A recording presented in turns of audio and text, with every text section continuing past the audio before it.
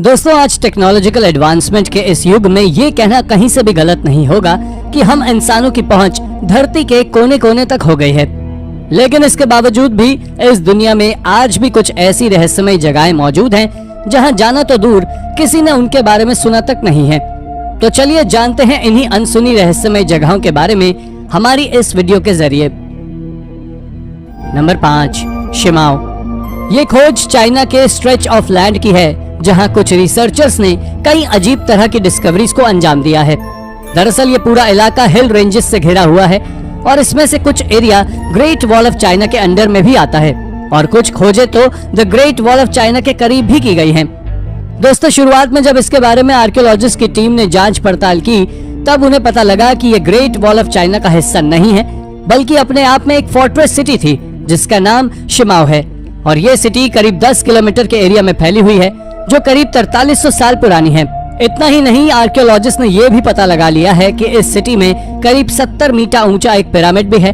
लेकिन जब आर्कियोलॉजिस्ट ने इसका एक्सकेवेशन किया तो उन्हें शुरुआत में ही वहां से ऐसे आर्टिफैक्ट्स मिले जिन्होंने आर्कियोलॉजिस्ट को पूरी तरह हिलाकर रख दिया। इसके साथ उस पिरामिड की दीवार के नीचे से आर्कियोलॉजिस्ट को 80 इंसानों के स्कल्स भी मिले थे, जिनकी मिस्ट्री आज भी एक रहस्य ही है, जो वाकई चौंकाने वाली खोज थी।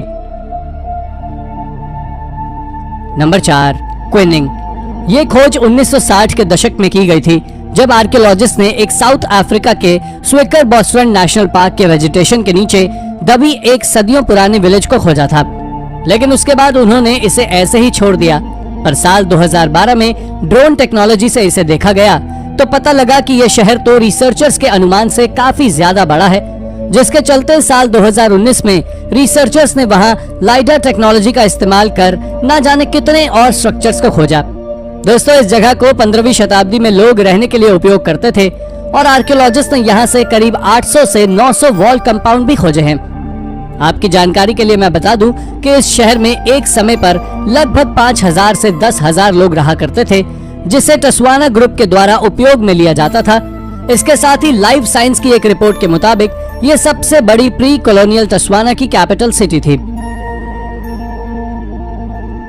Number 3, Sajama lines.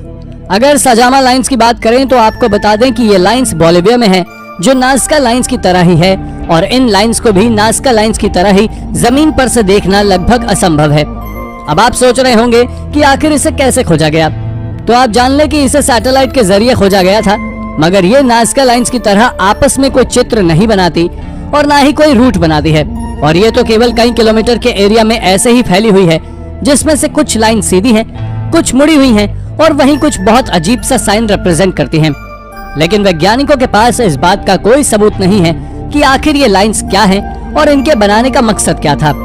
हालांकि ऐसा नहीं कि वैज्ञानिकों ने इसके बारे में कुछ बताया ना हो, क्योंकि कुछ वैज्ञानिकों ने बताया है कि शायद ये किसी तरह का रास्ता हो सकता है। लेकिन जब ये लाइन्स एक सीमित एरिया के अंदर ही आती हैं, तो ये रास्ता कैसे हो सकता है, ये सच में मिस्टीरियस है।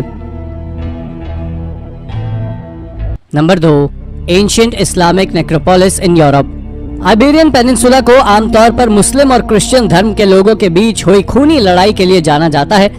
दरअसल इनकी ये लड़ाई एक दूसरे के धर्म के खिलाफ थी, जो कि मेडिवल पीरियड के दौरान हुई थी, जिन्हें आज क्रूसेड्स नाम से जानते हैं।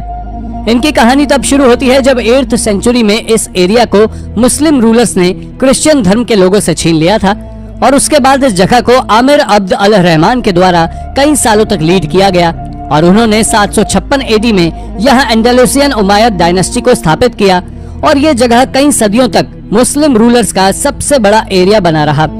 लेकिन उसके बाद मेडिवल पीरियड के दौरान हुई लड़ाई के बाद इसे दोबारा क्रिश्चियंस ने कब्जे में ले लिया था, और इसके बाद सबूत हाल ही में आर्कियोलॉजिस्ट ने खोजे हैं। नंबर 1, मार्डरमैन। दोस्तों, साल 2018 में आर्कियोलॉजिस्ट ने नॉर्दर्न इराक से एक प्राचीन सेटलमेंट को खोजा था और उनको वहां से करीब 92 क्यूनिफॉर्म टैबलेट्स और तो और कई तरह की पॉटरी भी मिली थी।